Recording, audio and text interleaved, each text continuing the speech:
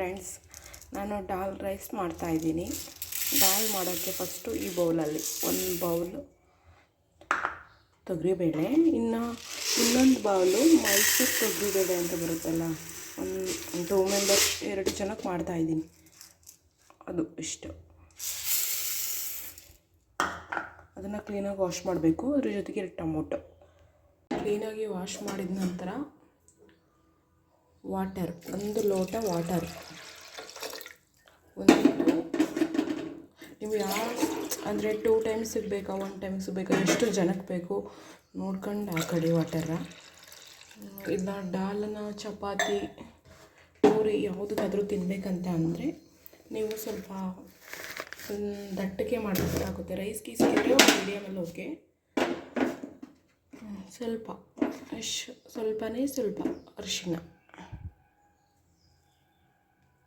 ಕಾಣಿಸ್ತಾ ಇದೆಯಲ್ಲ, ಅರಿಶಿಣ ಸ್ವಲ್ಪ ಆಯಿಲ್, ಏಕೆ ಬೇಳೆ ಬೇಯಿಸಿದ್ದೆಲ್ಲ ವಿಸಲ್ ಮೇಲೆ ಬರಬಾರ್ದಂತ ಸ್ವಲ್ಪ ಆಯಿಲ್ ಯೂಸ್ ಮಾಡಿ. ಬೇಳೆ ಬೇಯಬೇಕು ಅಂತಲೇ ಸ್ವಲ್ಪ 1 ಸ್ಪೂನ್ ಅಷ್ಟು ಸಾಲ್ಟ್. ಕ್ಲೀನಾಗಿ ಬೇಯಬೇಕಂದ್ರೆ 4 ವಿಸಿಲ್ ಆದರೂ ಬರಬೇಕು. 4 ವಿಸಲನ್ನು ಬರ್ಸಿದ್ರೆ ಬೇಳೆನ ಕುಕ್ಕರಲ್ಲಿ ಬೇಯಿಸಿದ್ರೆ ಚೆನ್ನಾಗಿರುತ್ತೆ. 4 ವಿಸಲ್ ಬಿಟ್ಟು ಮಾಡಿದ್ದೀನಿ. ಅಷ್ಟೊತ್ತಿಗೆ ಮಸಾಲೆಗೆ ಬೇಕಾಗಿರೋ ಎಲ್ಲ ಐಟಮ್ನ ರೆಡಿ ಮಾಡ್ಕೊಳ್ಳೋಣ. ಬೇಳೆ ವಿಸಿಲ್ ಬಂದಿದ ನಂತರ ನೋಡಿ, ಕಡ್ಡಿ ಕರಿಬೇವು, 2 ಬೆಳ್ಳುಳ್ಳಿ, 2 ಈರುಳ್ಳಿ, ಅಷ್ಟು ಪುಡಿ. ದಾಲ್ ಅವಾಗಲೇ ಹೇಳ್ದಾಗೆ 4 ವಿಸಿಲ್ ಹಾಕಾಗಿದೆ. ಒಗ್ಗರಣೆ ಮಾಡೋಣ ಬನ್ನಿ ಫ್ರೆಂಡ್ಸ್. ಸ್ವಲ್ಪ ಆಯಿಲ್, ಅವಾಗ ಹಾಕಿರೋ ಕಾಯಿಲೆಯಿಂದ 2 ಸ್ಪೂನ್,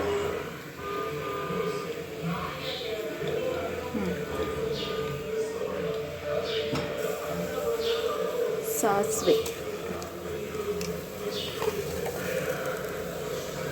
ಹಳ್ಳಿ ಸ್ಟೈಲಲ್ಲಿ ಮಾಡ್ತಿರೋದ್ರಿಂದ ಸಾಸಿವೆ,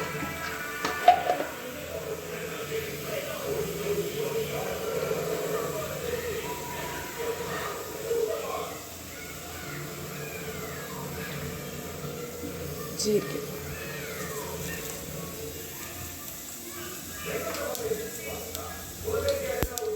ಬೆಳ್ಳುಳ್ಳಿ,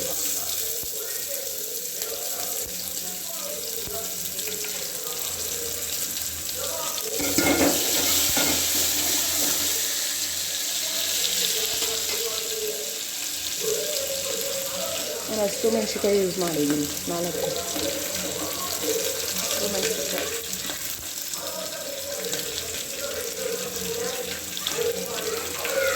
ಕರಿಬೇವು,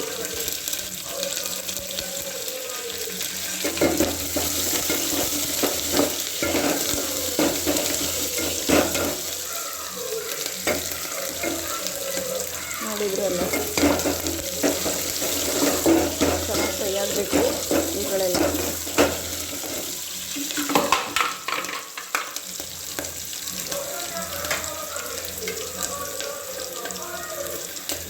ಎರಡು ಆನಿಯನ್ ಕಟ್ ಮಾಡ್ಕೊಂಡು ಇಟ್ಕೊಂಡಿದ್ನಲ್ಲ, ಉದ್ದ ಕಟ್ ಮಾಡ್ಕೊಂಡು ಇಟ್ಕೊಳ್ಳಿ, ಚೆನ್ನಾಗಿರುತ್ತೆ.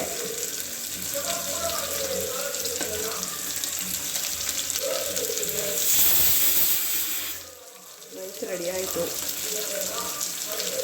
ಈ ಕಡೆ ಒಂದು 5 ನಿಮಿಷ ಬೇಯಿಸ್ಕೋಬೇಕಷ್ಟೇ. ಬೇಳೆ ಮೊದಲೇ ಬೆಂದಿರೋದ್ರಿಂದ ಒಂದು 5 ನಿಮಿಷ ಬೇಯಿಸ್ಕೋಬೇಕು ಒಗ್ಗರಣೆ ಮಾಡಿ, ಜಾಸ್ತಿ ಬೇಯಿಸ್ಬಾರ್ದು.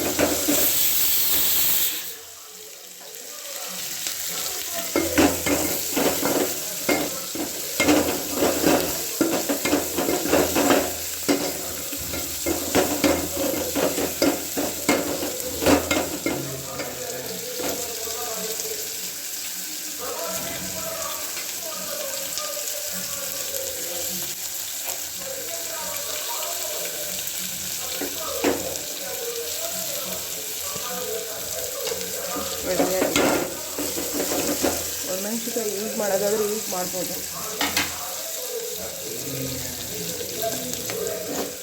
ಆವಾಗಲೇ ಬೇಯಿಸ್ಕೊಂಡಿಟ್ಟಿರೋ ಬೇಳೆ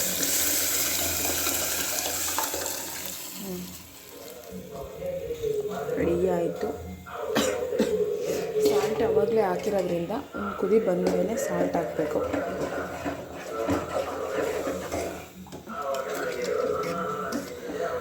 ಯಾವುದಕ್ಕಾದ್ರೂ ತಿನ್ಬೋದು, ಚಪಾತಿ ರೈಸ್ ಯಾವುದಕ್ಕಾದ್ರೂ ತಿನ್ಬೋದು. ನೋಡ್ತಾ ಇದ್ದೀರಲ್ಲ, ಸ್ವಲ್ಪ ಕೊತ್ತಂಬರಿ, ಸಾಲ್ಟ್ ಏನಾದರೂ ಕಮ್ಮಿ ಆಗಿದ್ದರೆ ಸ್ವಲ್ಪ ಸಾಲ್ಟ್. ರೆಡಿ ಆಯಿತು ದಾಲ್ ರೈಸ್.